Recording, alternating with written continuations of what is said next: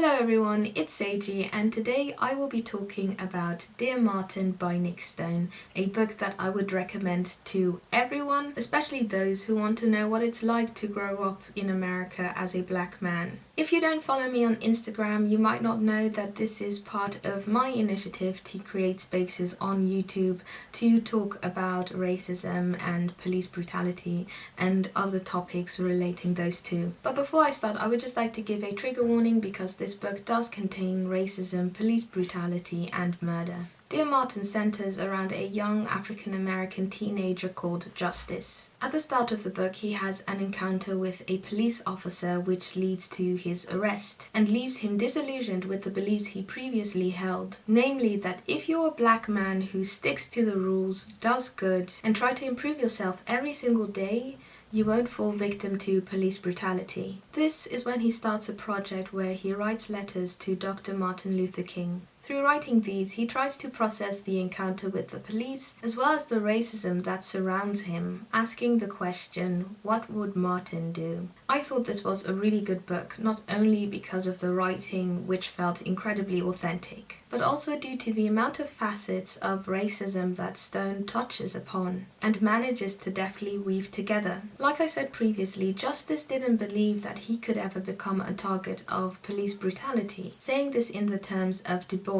the veil hadn't yet completely shut him out. And you know, Justice, his way of thinking did not surprise me. After all, in the first place, the idea of being attacked by the police just because you're black is so absurd. Seeing, of course, that their job is to protect citizens, not kill them. And so you try to find a way to reconsolidate these two contradicting concepts, and therefore try to come up with reasons as to why certain people specifically experience police brutality. In the book, a boy named Shamar got killed by a cop, and Justice writes this to Martin. I don't know, I've seen pictures of Shamar Carson, and he did have kind of a thuggish appearance. In a way, I guess I thought I didn't really need to concern myself with this type of thing because compared to him, I don't come across as threatening, you know? I don't sag my pants or wear my clothes super big. I go to a good school and have goals and vision and a great head on my shoulders, as Mama likes to say. But of course, the violence that Justice experiences by the hand of the police officer rips him out of that illusion and puts him in the painful reality that there is nothing a black person can do that will exempt them from this harassment, because being black is all that it takes to be seen as a threat. I thought if I made sure to be an upstanding member of society, I'd be exempt from the stuff those black guys deal with, you know?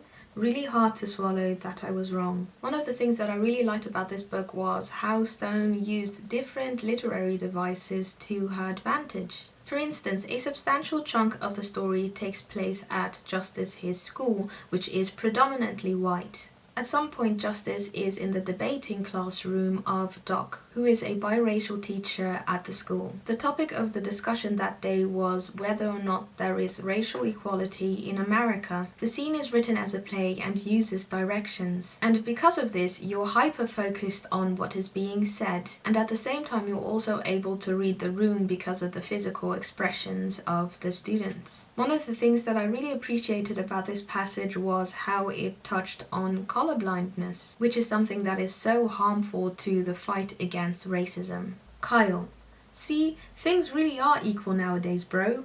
A white kid can play a famous black dude in a play and it's no big deal. Jared: exactly. This is a colorblind society, my brethren.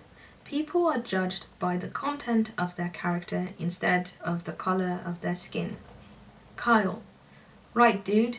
Like, I totally don't even see you as black, Manny. The problem with colorblindness is the erasure of race. You see, when you tell someone that you don't see their race, you're essentially taking away a huge part of their identity, whilst you're also at the same time erasing the problem of racism. The fatal flaw in the case of colorblindness is that, like it or not, race is still very much so a concept. And regardless of whether or not you choose to see and acknowledge it, it still exists in many ways, shapes and forms. Not acknowledging a problem doesn't make it go away, you're just making space for it to fester and spread even further. I think one of the most hurtful things about this book was how relatable the scene between Justice and his mother was. In it, she tries to comfort him after he's left his school dorm to see her because of all of the hurtful things that were being said in the classroom. It was rather triggering for me because it reminded me of the time that I was in primary school,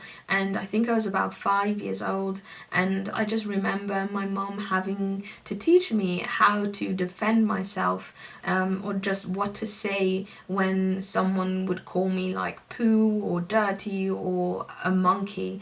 And it's just heartbreaking to think that so many people have had to go through that and are to this day still going through it. The mother of Justice, however, handles this so well. "I don't fit there though, Mama.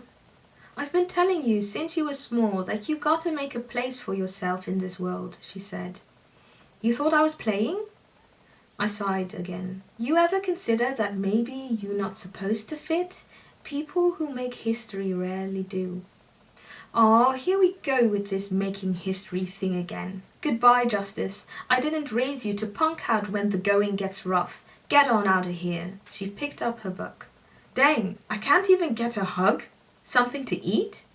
You know where the kitchen is. You can get a hug on your way out." The book also touches upon how tricky it is to try and navigate wanting to improve your life. Because on one hand you have the pushback of white people who don't like to see you get ahead, and on the other hand sometimes you have to deal with black people feeling like you have betrayed them in favor of white people because now you are inhabiting these white spaces. Justice experiences this through his classmate Jared, who assumes that he had a higher test score than Justice, and Trey, someone from his old neighborhood who accuses Justice from siding with white people. Jared's test score thing really bugged me. All this talk about how equal things are, yet he assumed I didn't do as well as he did. And nobody can tell me he didn't make that assumption because he's white and I'm black, Martin. And then Trey. Why does this guy insist on trying to keep me down? On the real, he's just as bad as Jared.